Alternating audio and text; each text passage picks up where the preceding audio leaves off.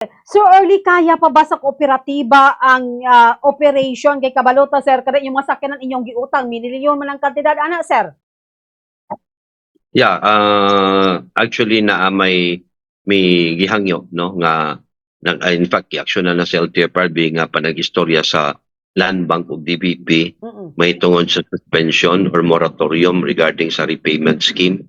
No, it's either interest na lang sa ang bayaran or total na dili lang sa until such time nga balik sa dito sa normal nga sitwasyon no. And we're glad to know nga receptive ang duha ka government financial institution, but kabalo man pud ta nga aduna po yung mga transport service entities co-op or corporation na nag-engage sa mga private financial institution.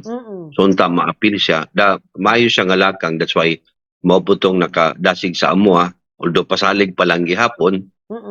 But we're looking forward ang amo amang kontrata o amo ang franchise nga amo yung serbisyoan ang riding public, so bisan nagkalisod padayon ta, but I don't know kung hantod kanusa kaya sa sektor mo nang dili na nato mapugos ang ato, especially na katong mga ato mga kauban ng drivers o mga members nga sila na nagiya sa multicab nga kung mobiyahe lang, in fact reduce na ang trips during rush hour na lang sila nagagawas.